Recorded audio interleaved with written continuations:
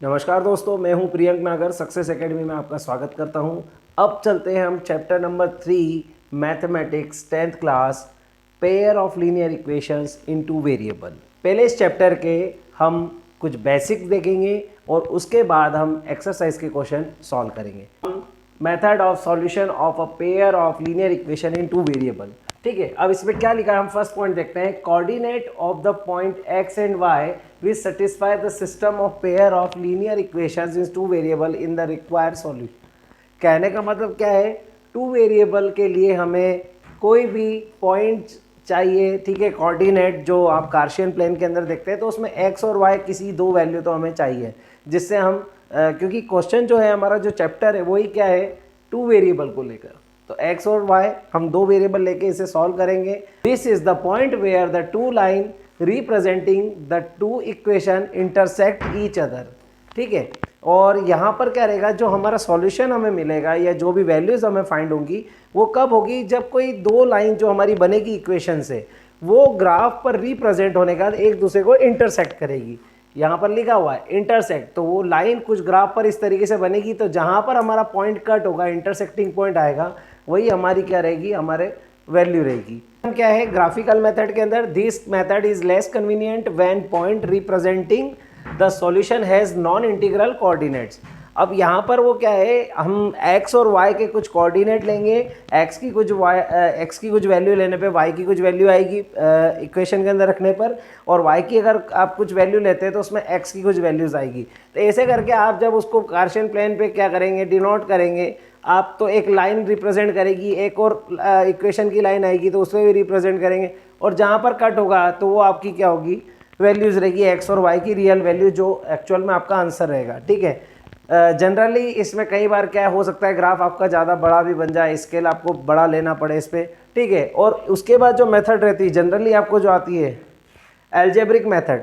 This method is more convenient when point representing the solution has non integral coordinates. ठीक है, और यहाँ पर क्या है, जनरली आप ये जो एल्जेब्रिक मेथड देखेंगे इसके अंदर आपको काफ़ी कुछ कन्वीनियंट रहता है वैल्यूज़ फाइंड करने में, क्योंकि यहाँ पर इजीली हम x और y की वैल्यू को फाइंड कर लेते हैं। यहाँ पे अजम्पशन लेके नहीं चलना पड़ता कि x की कुछ वैल्यू लेंगे या y की कुछ लेंगे।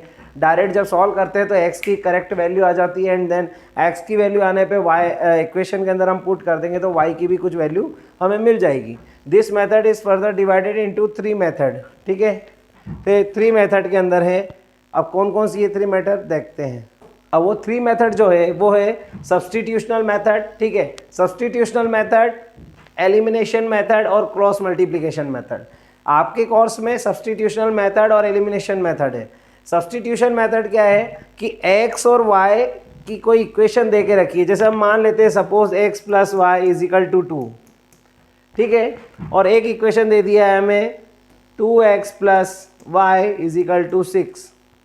अब यहाँ पे क्या है, किसी भी एक वैल्यू से कोई सब्स्टिट्यूट वैल्यू को आपको फाइंड कर लेना है। मतलब किसी भी एक के टर्म में आपको वैल्यू, जैसे हमें x के टर्म में निकालनी वैल्यू, तो क्या करेंगे हम y को उधर भेज देंगे तो 2 माइनस वाई हो गया, तो x की वैल्यू क्या हो गई 2 माइनस वाई। तो ये जो वैल्यू है 2 माइनस वाई ये x की सब्स्टिट्यूट वैल्यू है। हम मतलब क्या कर सकते हैं, x की जगह 2 माइनस वाई भी रख सकते हैं। तो ये जो फर्स्ट इक्वेशन से 2 माइनस वाई एक्स की वैल्यू आई है, इसे हम इक्वेशन नंबर 2 में x की जगह रख देंगे। तो पूरी इक्वेशन किस में चेंज हो जाएगी, y के फॉर्म में चेंज हो जाएगी, जिससे y की वैल्यू फाइंड हो जाएगी, और उसके बाद देन आप x की वैल्यू फाइंड कर लेंगे।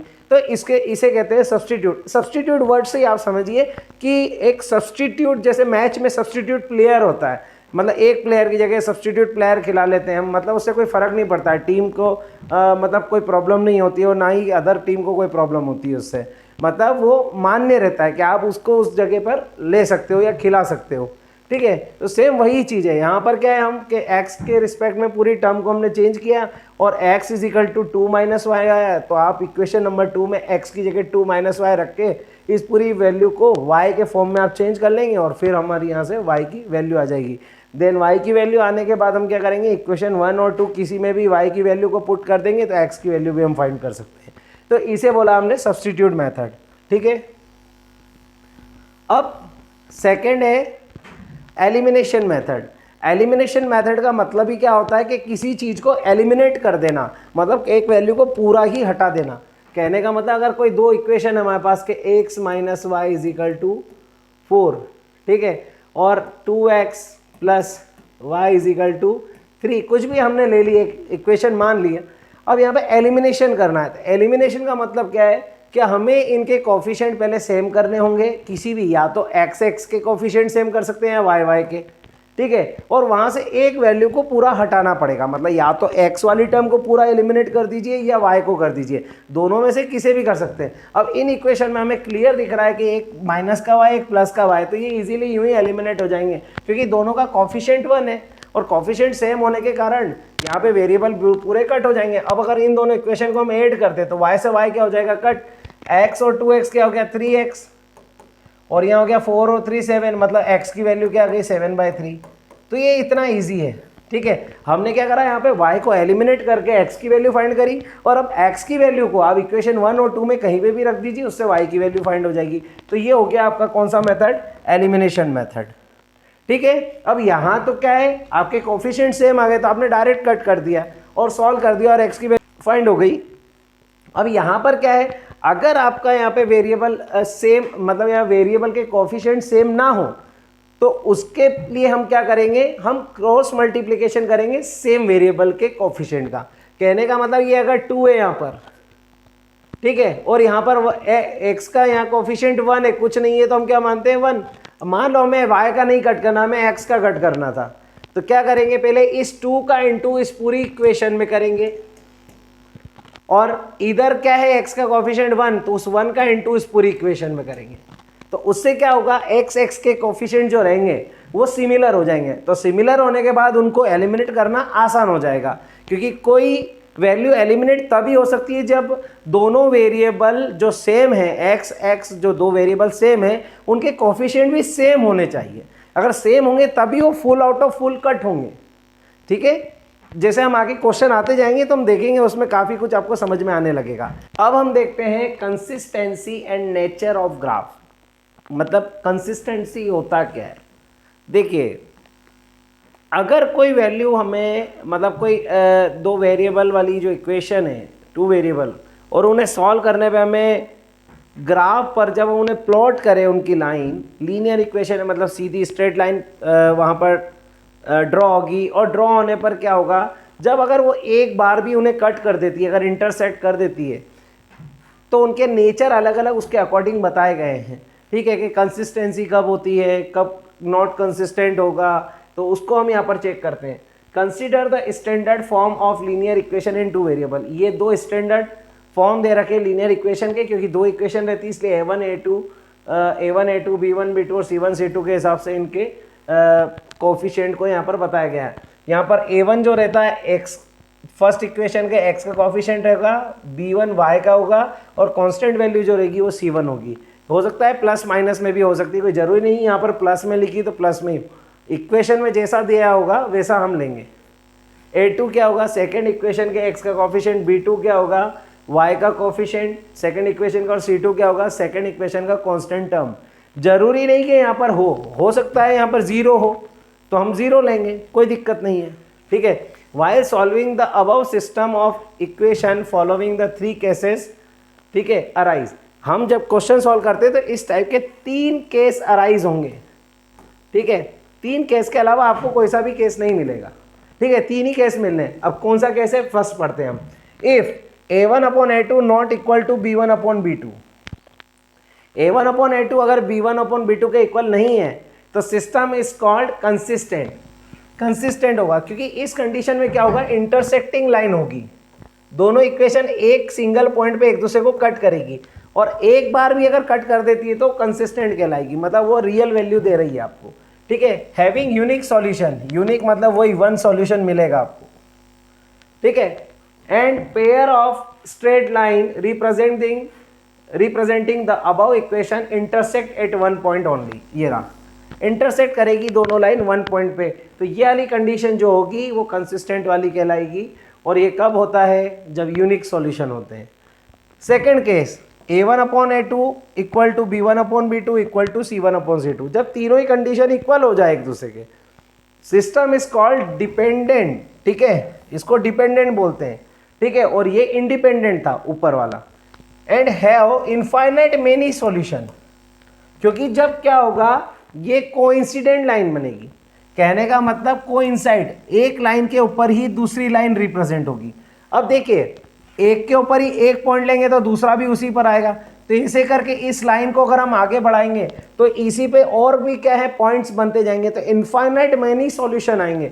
मतलब ये लाइन हर पॉइंट पे एक दूसरे को टच कर रही है आपस में एक दूसरे को, तो जितनी बार टच करेगी उतने ही इनफाइनाइट मैनी सॉल्यूशन देगी। तो इसलिए इनको क्या बोला कि इनफाइनाइट मैनी सॉल्यूशन इस कंडीशन में हमें मिलेंगे।